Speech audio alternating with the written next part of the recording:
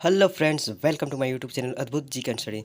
तो मेरे friends, finally class 10 का एग्ज़ाम आने वाला है। टर्म वन का क्लास 10 का एग्ज़ाम आने वाला है जो नवंबर में है। तो उसी के लिए सबसे पहले आपको तैयारी तो करना चाहिए। तो इसके लिए मैं लेकर आया हूँ क्लास 10 का हिंदी का सिलेबस के माध्यम पर सूरदास पाठ का सभी objective questions and answer. Surdas पाठ का जितने भी ऑब्जेक्टिव क्वेश्चन बनता है सब मैं लेकर आया हूँ। अगर कहीं से भी क्वेश्चन आ जाता है सूरदास के पाठ से तो आप तुरंत उसका आंसर दे देंगे। तो चलिए क्वेश्चन को देखते हैं। और सबसे पहले यहाँ पर देखिए, सूरदास पाठ को मैंने 3 भागों में बांट दिया है। क्वेश्चन को पार्ट 1 में देखेंगे वो 13 क्वेश्चन है। पार्ट 1 में 13 क्वेश्चन है। पार्ट 2 में हमारा 14 क्वेश्चन है और पार्ट 3 में हमारा 20 क्वेश्चन है। तो चलिए देखते हैं। पार्ट 1 सबसे पहले देखते हैं। सबसे पहला क्वेश्चन देखिए, योग का संदेश गोपियों को कैसा लगा? पहला ऑप्शन मन भावन, रुचिकर, कड़वी ककड़ी, मिठाई। तो इसका जो आंसर है ऑप्शन नंबर 3 है, कड़वी ककड़ी। योग का संदेश गोपियों को कैसा लगा? कड़वी ककड़ी लगा। आगे देखिए दूसरा क्वेश्चन देखिए, सूरदास ने हरि की तुलना किससे की है? गरुड़ के पंख से, बाज के पंख से, तोती की चोंच से, हरील की लकड़ी से। तो इसका आंसर है हरील की लकड़ी से। क्वेश्चन नंबर 3 देखिए। क्वेश्चन नंबर 3, गोपियाँ सपने में तोते जागते दिन रात क्या करती है? गोपियाँ सपने में सोते जागते दिन रात क्या करती है? तो वो काना काना जपते रहती है। ऑप्शन नंबर 1 इसका सही हो जाएगा।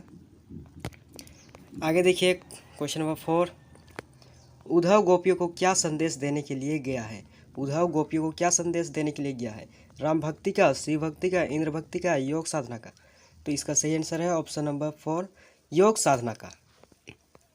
आगे देखिए क्वेश्चन नंबर 5। क्वेश्चन नंबर 5 देखिए, सूरदास के पदों में अति बड़भागी किसे कहा गया है? सूरदास के पदों में जो अति बड़भागी है वो किसको कहा गया है? वो उद्धव को कहा गया है, उद्धव को। क्वेश्चन नंबर 6 देखिए। क्वेश्चन नंबर 6 क्या कह रहा है? उद्धव को बड़भागी कहने में कौन सा भाव निहित है? बढ़ाई का, क्रोध का, लड़ाई का, व्यंग का। तो इसका जो आंसर है ऑप्शन नंबर 4, व्यंग का। क्वेश्चन नंबर 7 देखिए। क्वेश्चन नंबर 7 कह रहा है, सु तो व्याधि हमको ले आए। यहाँ व्याधि का अर्थ है, व्याधि का क्या अर्थ है? देखिए, शिकारी, रोग, परेशानी, ब्याज। तो इसका जो अर्थ है वो रोग है। ऑप्शन नंबर 2 सही आंसर है। आप इसको नोट डाउन करते जाइए और याद भी कर लीजिएगा। आपके टर्म 1 एग्जाम के लिए बहुत ही इंपॉर्टेंट क्वेश्चन है। क्वेश्चन नंबर 8 देखिए, अपरस रहत स्नेह तका।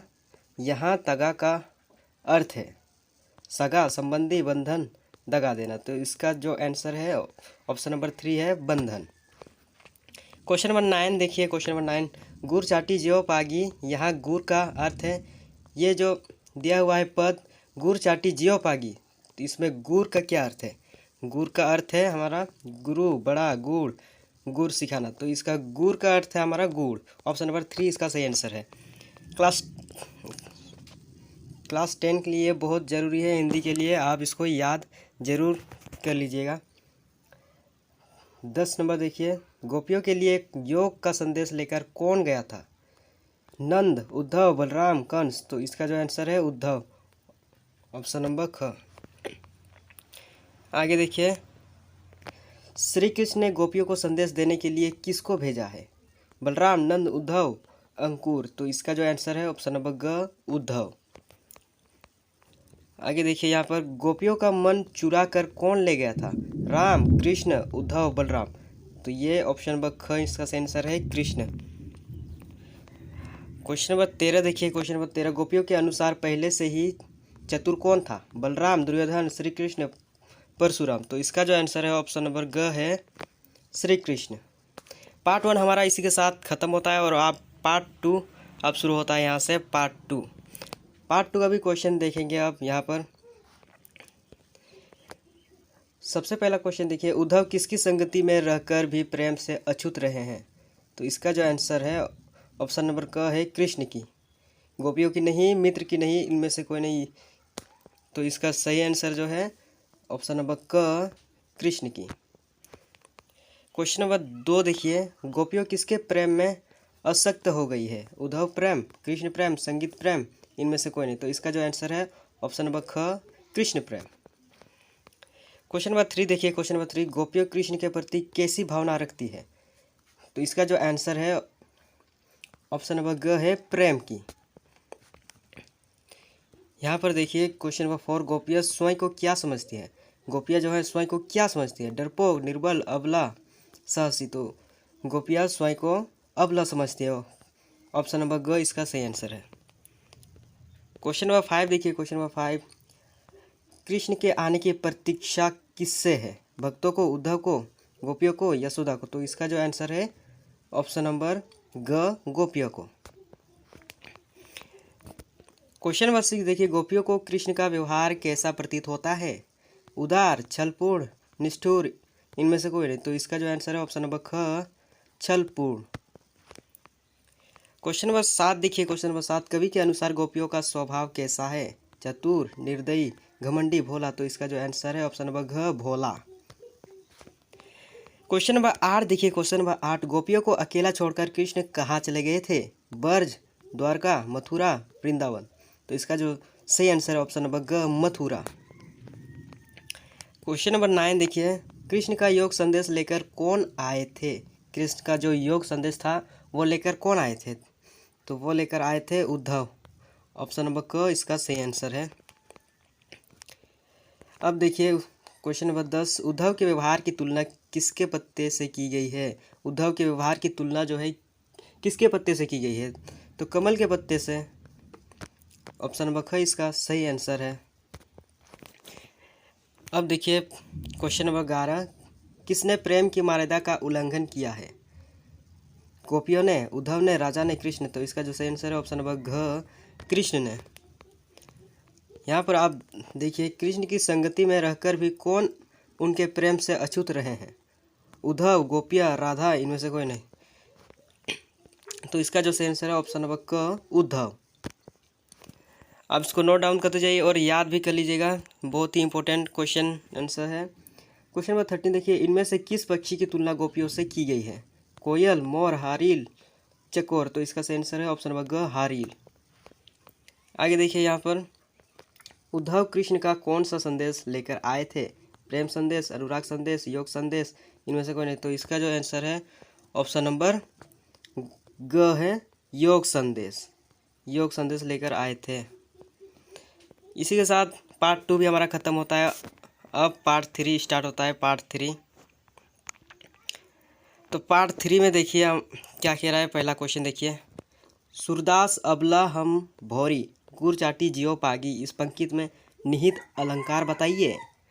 तो इसका जो सही आंसर है ऑप्शन नंबर क। ऑप्शन नंबर क दृष्टांत।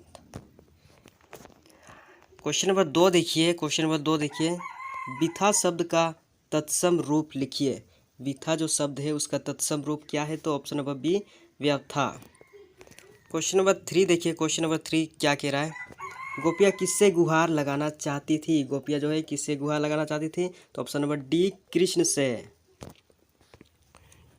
आगे देखिए, यहाँ पर हारिल पक्षी से किसकी तुलना की गई है? हारिल पक्षी जो है वो किसकी तुलना की गई है? तो इसका जो आंसर है ऑप्शन नंबर क्वेश्चन नंबर 4 का जो आंसर है गोपियों की, ए। अब क्वेश्चन नंबर 5 देखिए, उद्धव की योग संबंधी बातें गोपियों को कैसी लगती है? उद्धव की योग संबंधी बातें जो है गोपियों को कैसी लगती है? तो ऑप्शन नंबर सी इसका सही आंसर है कड़वी ककड़ी के समान। आगे देखिए, यहाँ पर गोपियों ने कृष्ण को किस प्रकार धारण किया था? गोपियों ने कृष्ण को किस प्रकार धारण किया था? क्वेश्चन नंबर 6 में कह रहा है कि गोपियों ने कृष्ण को किस प्रकार धारण किया था। तो इसका जो है मन से, कर्म से, वचन से, ये सभी से होगा, उपरोक्त सभी तरह से। ऑप्शन नंबर डी इसका सही आंसर है। आगे देखिए, क्वेश्चन नंबर 7, जकरी शब्द का क्या अर्थ है? जकरी जो है उसका शब्द का क्या अर्थ है? तो उसका अर्थ है ऑप्शन नंबर बी रटना। आगे देखिए, क्वेश्चन नंबर 8, गोपियों ने योग रूपी व्याधि किससे देने की सलाह दी है? तो इसका जो है आंसर ऑप्शन नंबर डी, जिसका मन चक्री के समान चंचल हो। क्वेश्चन नंबर 9 देखिए, क्वेश्चन नंबर 9 क्या कह रहा है, मधुकर शब्द का प्रयोग किसके लिए हुआ है। मधुकर जो है उसका शब्द का प्रयोग किसके लिए हुआ है, तो वो उद्धव के लिए हुआ है। ऑप्शन नंबर डी इसका सही आंसर है। क्वेश्चन नंबर 10 देखिए, कृष्ण ब्रज से जाते समय अपने साथ गोपियों का क्या चुरा ले गए थे।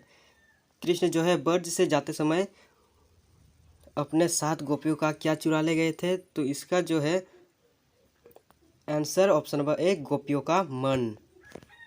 आगे देखिए क्वेश्चन नंबर 11, क्वेश्चन नंबर 11 देखिए, गोपियों के अनुसार सच्चा राजधर्म क्या है। गोपियों के अनुसार सच्चा राजधर्म क्या है, प्रजा का पालन, प्रजा के सुखों का ध्यान रखना, प्रजा को बिल्कुल न सताना। ये उपरोक्त सभी ये सब गोपियों के अनुसार सच्चा धर्म है, राजधर्म है।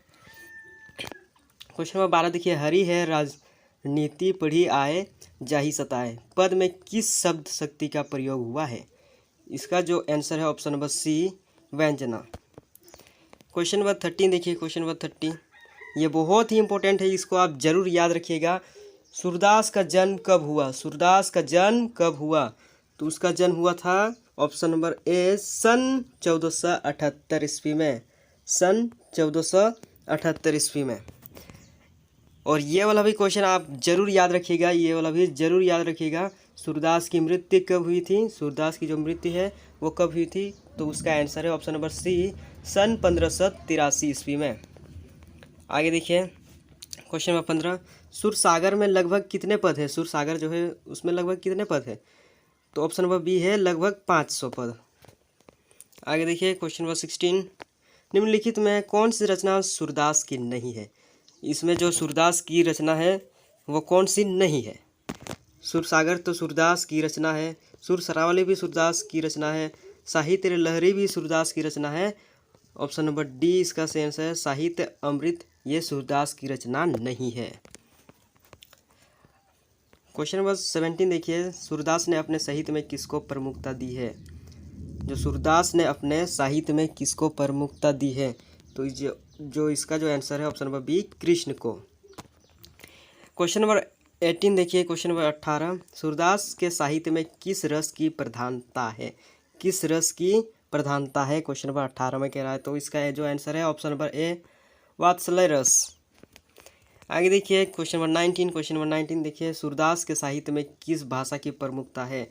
सूरदास के साहित्य में किस भाषा की प्रमुखता है, तो ये तो आप तुरंत बता देंगे, ब्रज भाषा। ऑप्शन नंबर सी इसका सही आंसर है। अब लास्ट क्वेश्चन, सूरदास के साहित्य में किस गुण की प्रधानता है, तो इसका जो है क्वेश्चन नंबर 20 का जो आंसर है वो होगा ऑप्शन नंबर सी, मधुर गुण। इसी के साथ पार्ट 3 का भी ये क्वेश्चन ख़त्म होता है।